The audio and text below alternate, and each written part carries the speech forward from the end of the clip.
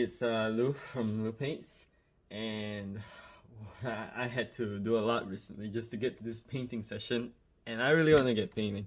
Okay, so let's just put our camera here like usual, and first we'll talk a little bit about what's going on here. First of all, if you're new to how I do my vlogs, this is the main camera right here where you can see me paint miniatures. The camera over to the left is where you can see my hands, and then down here where I'm pointing at is the list of brushes and tools that I have. Up here to the right is the color wheel that I'm using as a reference, and down here is the picture reference that I'm using. So I'm using the Dawn Glare Invoker card it's a white card from Magic the Gathering, and so this is the paints that we're using, and I've also added some gloss medium. In case you didn't know, any kind of gloss medium, it doesn't have to be Vallejos, it's just that I'm using Vallejos right now. You can use it to add it to your paints that are much more light in value, meaning the whites, the skin colors. Not talking about yellow in particular, but you can use it on yellows that are faded. And the reason why you want to use this medium on these colors is because if you're living in a hot country like mine, which is Malaysia, well, living near the equator means that water evaporates a lot and paints tend to not last as long. So you have to use mediums to kind of make sure these paints last. So this is our Bretonnian Sorceress from where we continued the last time. We just kind of take a good look at her by zooming in for a moment. You can see that she's coming along really fine, and for the most part I think at about this range it doesn't seem like there's too much wrong with her, but I'm still not all that satisfied with how she is just yet. There is a lot more we could do with her, especially to do with the skin tones on the chest area, the breasts, and how we can solidify that with the lighting. And so now what we're going to work on today is, in particular, before we work on our lighter tones, we need to really define the dark tones by adding much more saturated hues in those dark tones. So then we'll go over to the transition to the lighter tones in between our dark tones and our darkest tones and our blacks, right? And then we'll add these colors all around this area here, and then we'll refine the light. Now after we refine the light, probably a few videos down later, not immediately, we'll also go ahead and address the rest of the colors by bringing a bit of brightness to the darkest, and we can only do that once we have the overall in place, so that we can have a better judgment of how we want the light to presume. And I also want to talk a little bit about composition in this this episode. So figuring out a composition of the model is something that's very, very important when you're painting a miniature, because you need to have the eye guide to a specific location. Over here for the Bretonnian Sorceress, it's pretty obvious, because all forms of miniatures that you paint essentially has some kind of a zone in which you pay attention to at any location. And these rules are not like compulsory or anything, it just helps guide the eye, and it creates for a better miniature to impress upon the viewer. So here there's definitely a lot more darkening that needs to be done on this leg, particularly to do with the lighting and how the hand is blocking it. If you see, I just hold it like this and this leg immediately goes in the shadow. It's only becomes lighter in this way because of the light shining onto that cast of the leg at the back. So we're going to bring that her left thigh more to the back. Okay, other things that we are going to do that are not quite there yet. We are going to bring a lot more darkness, I feel, to around like this area, but it has to be colored, especially with the sword. So everything on this side, because right now as it is, the darks are not that accurate. So let's just go ahead and get to painting. So we also have swapped out our brushes a little bit. The first brush that we're using is the let me see here, it's the Sable Round Georgian from De La Rowney. It's a zero brush, so this is one of the smaller brushes. I've had to swap out to this Sable brush because to me the synthetic brush wasn't doing right in the most refined areas, particularly to do with the points and the tiniest of speculations that I need uh, for my paint pigments. And then I'm still using my Princeton Mini Detailer, although I've swapped out the other two for this one that's an R that's a little bit more wider, so I can blend a bit easier. And I'm still keeping my my DG, the one with the feather brush, because this brush is just too useful. It's sharp, you can blend it, and you can use it for a whole lot of other things. So let's just wet this brush. And I also have brought in two other tools which I've begun to use a little bit more recently, which is this the two makeup brushes. This one is just what I use to dust and clean the miniature because I have cat fur all over the place, so it's just really for getting rid of cat fur.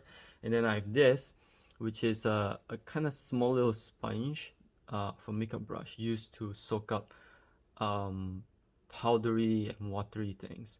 So what is essentially used is that certain makeup that's placed on women's face tend to be a little bit on the glossy or sticky side, or kind of too powdery. And they use this to kind of remove it off the face, and you can clean this up in alcohol or in hand sanitizer or anything. So I'll just do that later. Alright, so let's get down to painting. The first color that we'll need in order to really get our dark tones in place, we'll get some water and we'll thin down this brown. We'll make sure to add more medium to this so that we can have it as thinned out as possible. And then we're gonna run through these areas. Let me just make sure to get the camera here, so in the place that we can see. There we go. Okay, so we'll make sure to go over these parts. So you can see the last time we had a bit of a magenta over on that side, so we're just kind of mixing this brown in this place, and then we're going to add quite a lot of magenta over here, so you can see how much magenta I have on this brush.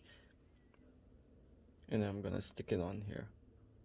Alright, so back when I did the base coat, there wasn't enough magenta in this part, so that green kind of took over. But essentially in this darkest darks, there needs to be a lot more magenta than anything else. And we're gonna spread this down to the base, because this is gonna define the our radiance and our hue. Okay, and we're gonna place it here as well. So take a bit more magenta, place it over here. You can see it's pretty thick, and that's okay. We're just gonna take our inks from what we mixed the last time and kind of place it around in this area and bring this place into the dark.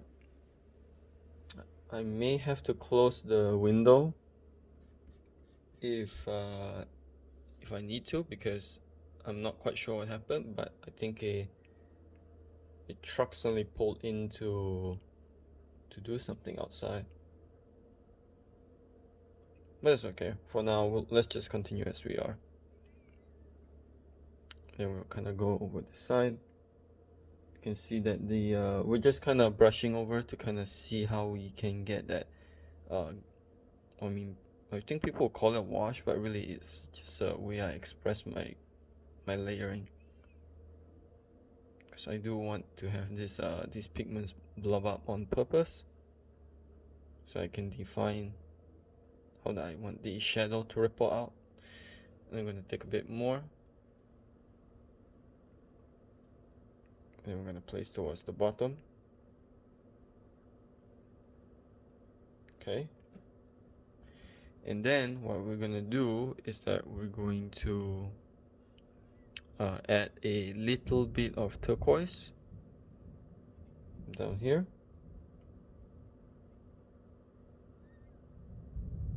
Outwards.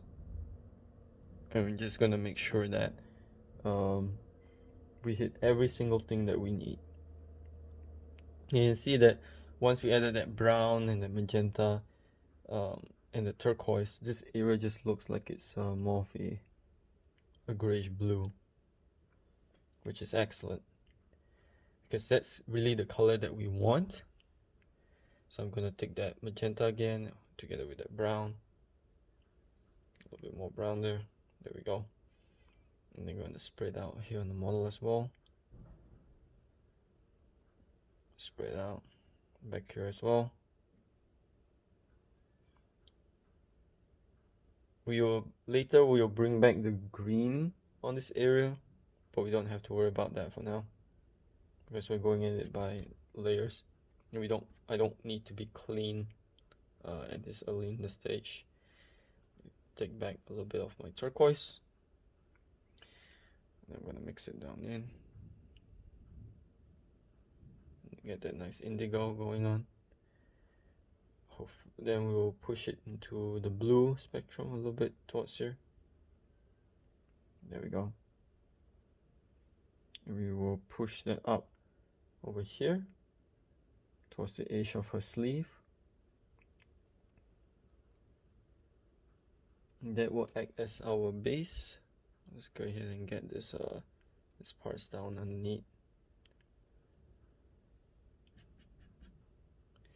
And then we'll add just a little bit of yellow towards this side of the base, just as a reminder. Later on we'll be drawing some patterns on top of this area, not now but later on, because I do want to draw on top of this base. Mostly been inspired by what James Wapple have been doing, in that he does draw on his bases, and I really like that. I really like the way James Wapple presents his videos in general, because it's really informative. For somebody who came from an art background, like he did as well. So it feels really easy for me to get more advanced topics of painting by listening to him, because there's a lot of art fundamentals involved. He's been painting with oils recently, and I really love it. I mean, I don't paint with oils myself, but essentially the principles of using wet on wet is still the same, which is the layering technique, traditional layering technique that I'm using now. So you can see that I'm just kind of pushing the colors out this way to create the space of her kind of being in a dark area and just kind of going to light. Okay. Now, how about we work on some blacks? Just a teeny little bit. This is my piloting oil. We're just gonna take a cap here, and we're just gonna douse it like this. And we are going to put it at the back edge here to remind myself about what the darkest darks should look like.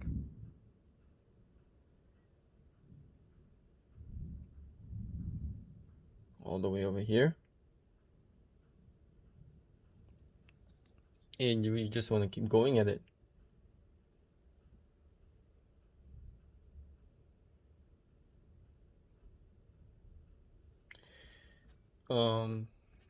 We will take that magenta and then a bit of turquoise, and we're just going to wet blend it. I actually have a preloaded brush that's both magenta and turquoise over here. I don't know if you guys can see it. There's that magenta there and there's turquoise there. It's just a bit, just enough for this area. And we're going to spread that out. This is going to make a really toxic, almost venomous black, which we want. You're going to make that into kind of like our frame here. Oops, sorry. Let's just kind of remove that. That's the problem with having things in the background with taking the shots. Okay. There we go. Fade it out like this. Fade it out like this. We're going to take more black, and then we'll kind of take just the black of the ink and just kind of run through that base so that we have a marker, we're not really blacking out the base right now. What we're just really doing is just so that we have an idea about what our darkest darks will look like, so that when we get to painting more of the miniature, we have a better guide. So we kind of look at it right here now, and I'm somebody who is taught to paint the overall first and never any one area.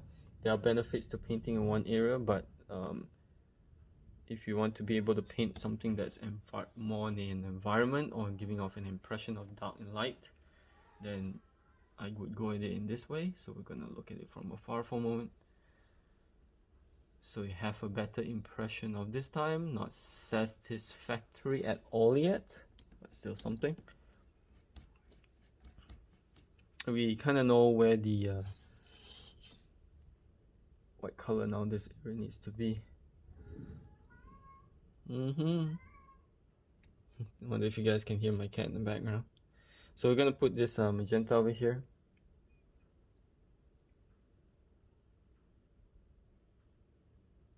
So you're gonna use the magenta to contrast the much of the green that's going on at the front. Skipping this pretty warm. You see how I'm not really taking note of what material, because right now the most important thing is the expression of it all. This is how I generally go. And to make this black side of the sword really hit the right note, we're gonna place the magenta on there. Notice how it becomes more black after I place on the magenta, and that's because right now it's actually, if I were to take actual black, like the black of my brush, and compare it, I don't know if you guys can notice here with the camera, it's not quite showing it, but when in real life right now, this is a lot more red than this black, and the camera's not showing it for some reason. But essentially, you want this area here to be red to contrast out the other color, and like the other color has a little bit of green and yellow in it, so it becomes a lot more darker when you add the contrasting hue in the color spectrum on the color wheel. So same thing as I did on the other side. So I am going to actually exaggerate it a lot more. Let me take my other brush. I'm going to take magenta. I'll show you guys here. And I'm going to actually take a lot more medium so that I can blend it further. Right? And then I'm going to really get this side of the blade. There we go.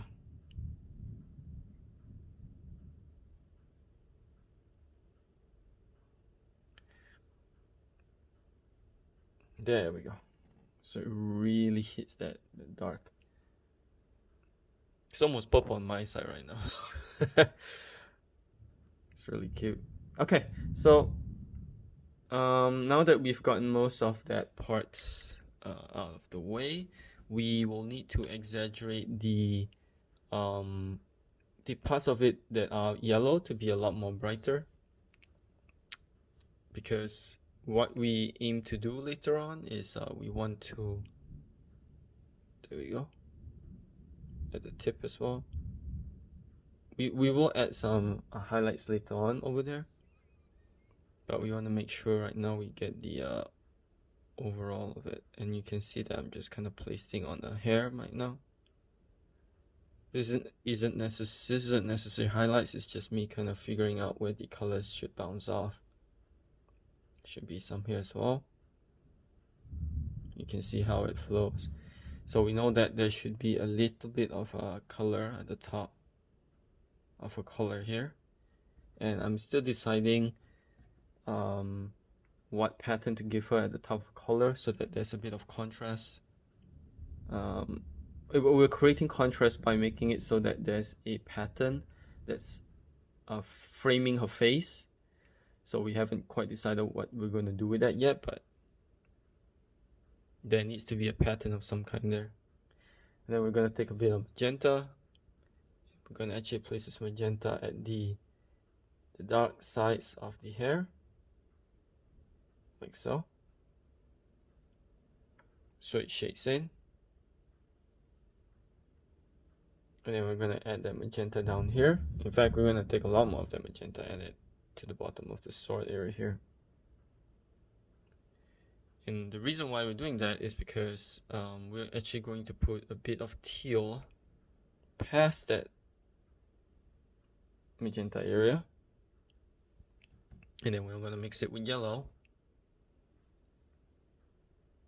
So we get a much more lighter green. So yeah, I do actually just directly mix my paints onto my models, because I believe that's the best way to get the most saturated form of color.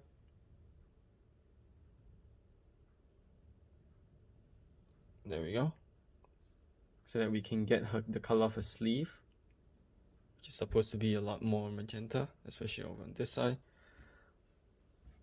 Okay, so now we kind of have an idea about how the color is going to bounce off, but we still need to add some skin color towards the top of the blade. There we go. Let's just wipe that off with our thumb. Another one, another one.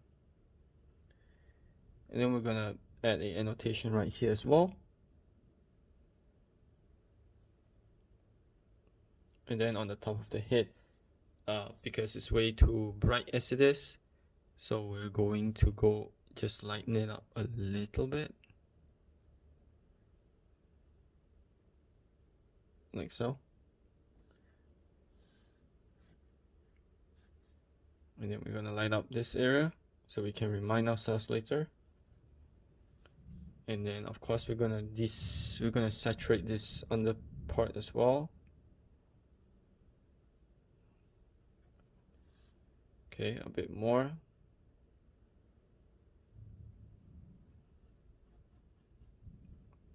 It needs to be a bit more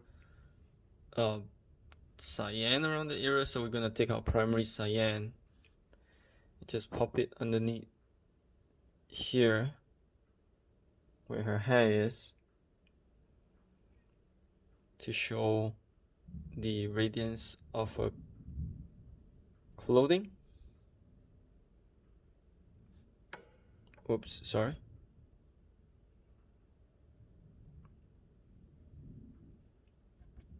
You can see that it may have been a little bit too blue. It's okay, we're just a little bit more magenta over there. It kind of solves our problem as it fades into the background. Okay, which at the same time it helps us add some blue tint into her dark recesses of her neck. Now that we've gotten most of the lighting change, drastic lighting changes out of the way, let's just kind of double check the leg and all that. Okay, yep, we have. We do need to just go ahead and wet blend this leg at the back. So I'll do that using this brush. And then first of all, I need to wet blend it entirely. Oh, sorry, I have to put a layer of medium. And then I'm going to add some magenta around this area. Just slop it on there like so. I'm going to take some black ink, over what's left of my black ink, and place it at the bottom here. Just create that shape. It's just a shape that I want. I don't really need all that black, so I'm going to close my ink before it dries up. There we go. And then we are going to let me see here. we are going to add that turquoise.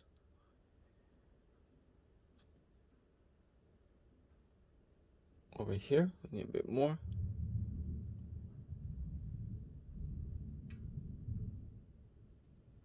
Okay, and then we're going to add just a little bit of teal towards the top.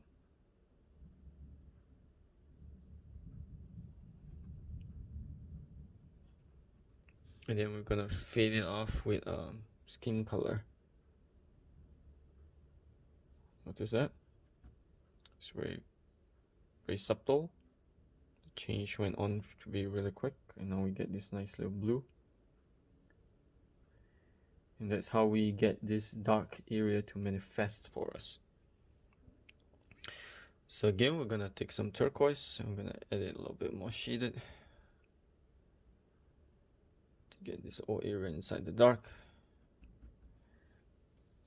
We're going to also get our ink and we're going to make it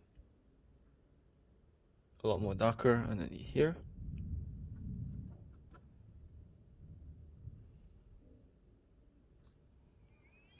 Let me see what else. It needs to be a little bit more darker underneath her abdomen as well, so that we can fade that area off into complete darkness. Let's take some more magenta and then douse it there so that there's better connection. So we're just literally gonna blend it through like so to kind of create a shape for her belly. Just gonna move that.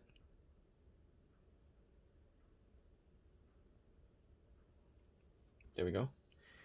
And then so now we have the defined shadows over here, right? Okay, you can see that. We are also going to make sure we keep that in the dark. So let's just shake our ink. And it's because it's been a bit revitalized, we're going to take a bit of our black ink and we're going to add some medium and douse it on the top, and we're going to stipple like this. And the reason why we're stippling is because we don't really want it to be sort of all that masked up. We just want it to be sufficient. So let's just do it like this to kind of keep it in the dark. But we are not trying to get rid of colors. We are not trying to desaturate anything or everything. We're just trying to make sure to keep that area towards the dark. And then later on, when this part dries, we can let it dry a lot more. Then we'll go further and add the blending on top of it to smoothen it out. Okay, so now as it is, it's pretty good. Let's get the let's use the black ink and really shape out that sword now. So I gotta make sure to be careful, if not the black ink goes all over the place. So I make sure to get on this side of the fingers, and then on this side, which is should be really black. This is some of the blackest parts of the miniature now, so I'm just kind of going at it. And then her hand over here, pull a bit more. Should be a lot more blacker than that. Oops, sorry. Let me see here. And then we want to make sure to get underneath here, underneath the hair. So I chose to do a slow video format because some of the miniature painters I came across, they told me they preferred a slow format because the majority of the painters right now, they're doing something that's fast, and so only a level of only some people with a certain level of understanding of how paints work and how painting miniatures are can only understand if the video is sped up. So when the painting process is sped up in that way, it's hard for people who are rather new to the hobby to understand what's going on, which is why I'm not doing it in that way. You can see here that we actually have this sword kind of fade off accordingly. Now I don't know how how bright do I want that sword to reflect right now, but I think as it is, it's doing pretty okay. We can always exaggerate some parts later on. Alright, so let's stop this video here for now, and let's just take a look at our model. So far, pretty happy with the way the darks and lights are working. Need to work on the it's not supposed to be pitch black over here, so let's work on that later. So you guys take care and see ya. This is Lou Paints. Oh, and of course, make sure to like and subscribe and comment down if you have any questions whatsoever. Take care.